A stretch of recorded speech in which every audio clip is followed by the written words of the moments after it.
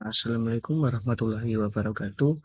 Perkenalkan, saya yang akan mengajar kalian pada pagi hari ini. Perkenalkan, saya dari Bayu Setiawan, yaitu dosen bahasa video Fakultas Ilmu Budaya, Program Studi Bahasa dan Sastra Indonesia.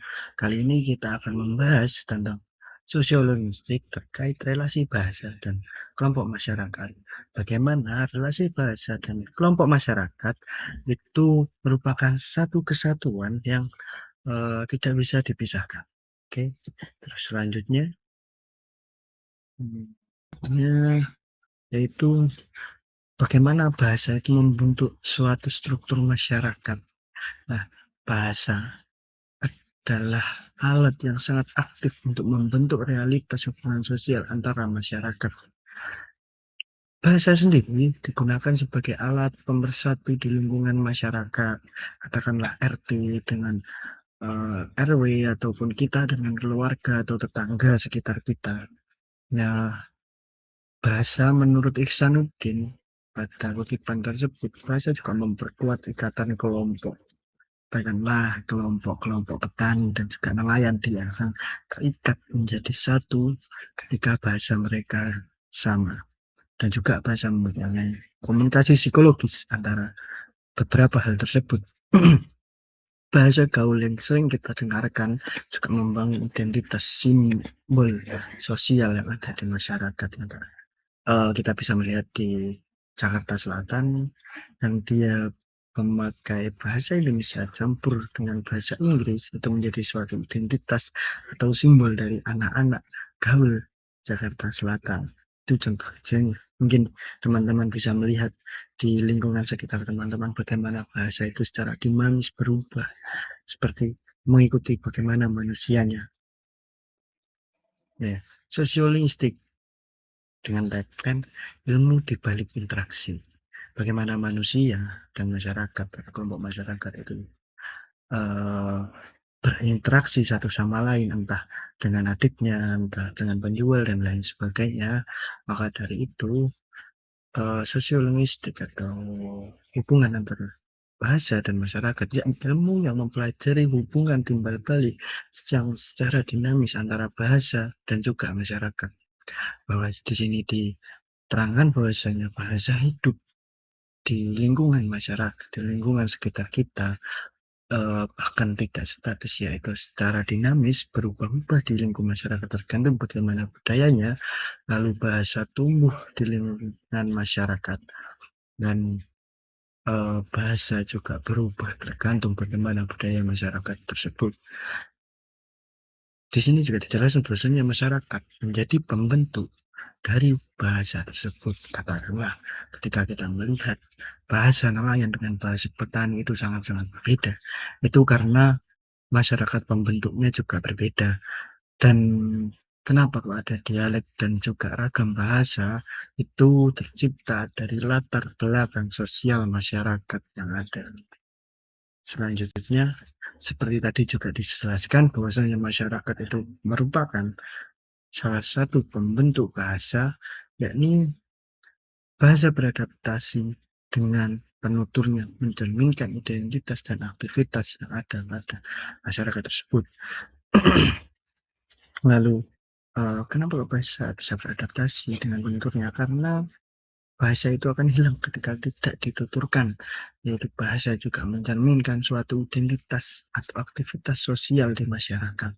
Katakanlah tadi nelayan dan petani mempunyai kosakata yang berbeda sesuai lingkungan dan alamnya. Lalu nelayan itu laut dan iklan, laut dan ikan. Lalu komunitas petani dengan kosakata tumbuhannya, terus dengan kosakata pupuk dan lain sebagainya. Selanjutnya di sosial masyarakat bahasa juga sebagai penanda status dan juga pembatas sosial. Bagaimana bahasa yang digunakan oleh para guru, terus bagaimana bahasa yang digunakan oleh para petani, bahasa yang digunakan oleh pedagang, itu berbeda-beda. Guru cenderung menggunakan bahasa yang resmi atau bahasa-bahasa baku, bahasa-bahasa secara akademis dan ilmiah. Sedangkan petani, pedagang, dia memakai bahasa keseharian yang digunakan masyarakat sosial.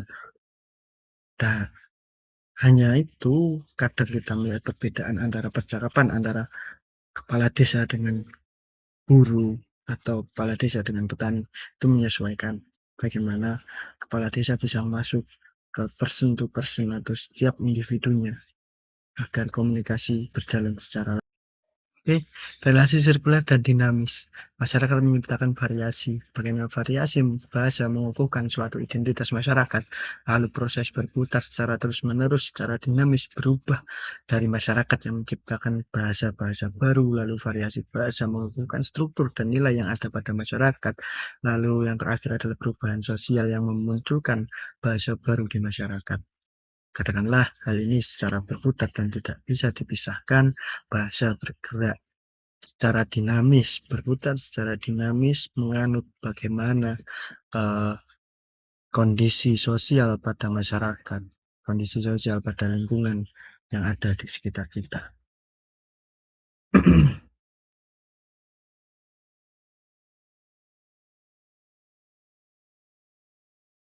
Selanjutnya yaitu bahasa merupakan cermin sosial yang paling jernih.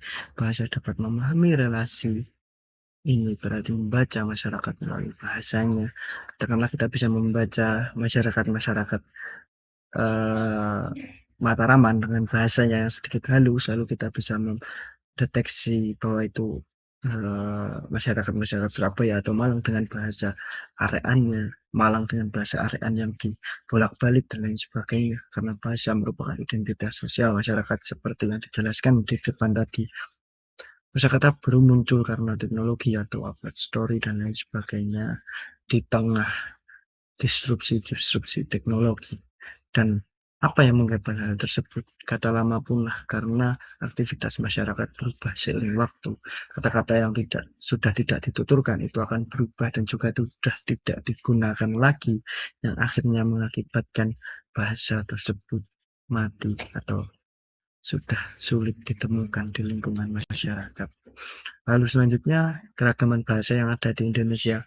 Hal ini juga menjadi satu penguat bahwasanya bahasa itu menjadi pemersatu bangsa atau pemersatu di sosial masyarakat. Karena menurut slogan Sumpah Pemuda bahasa yang satu, kita bahasa Indonesia, eh, keragaman bahasa di Indonesia bukan dijadikan suatu penghalang, tapi merupakan bukti kekayaan identitas dan kearifan lokal yang ada di Indonesia. Katakanlah orang Jawa dengan orang Bugis, dia akan bertemu menjadi satu, komunikasi menjadi sejalan karena menggunakan bahasa Indonesia yang satu dan disepakati secara nasional. Apakah mereka tidak memakai keragaman bahasa mereka? Ya, tidak. Mereka tetap memakai keragaman bahasa tersebut di lingkungan mereka, di lingkungan masyarakat mereka, di mana orang Bugis dengan orang Bugis itu tetap memakai bahasa Bugis, ketika orang Jawa bertemu dengan orang Jawa tetap memakai bahasa Jawa. Selain itu, ketika mereka bertemu, beda suku, beda ras, beda bahasa, mereka menggunakan bahasa nasional yaitu bahasa Indonesia.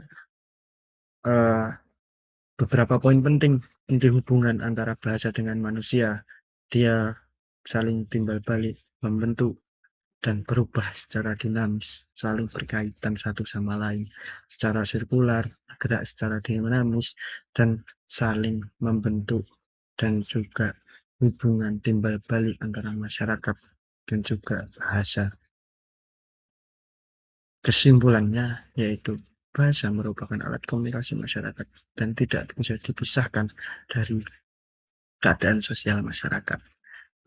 Produk sosial dari hal tersebut adalah keragaman bahasa yang sama dengan bagaimana keragaman masyarakat, keadaan bahasa, perubahan bahasa juga menganut pada perubahan sosial masyarakat. Terakhir, yaitu bahasa dan masyarakat tidak bisa terpisahkan dari konteks sosial seperti ikan di luar air. Bagaimana air dan ikan ini selalu saling berhubungan, selalu saling berputar, membutuhkan satu sama lain. Jika satu hilang maka satu akan mati. Itulah, kita tidak bisa memisahkan ikan dengan air. Begitu juga dengan bahasa dan masyarakat.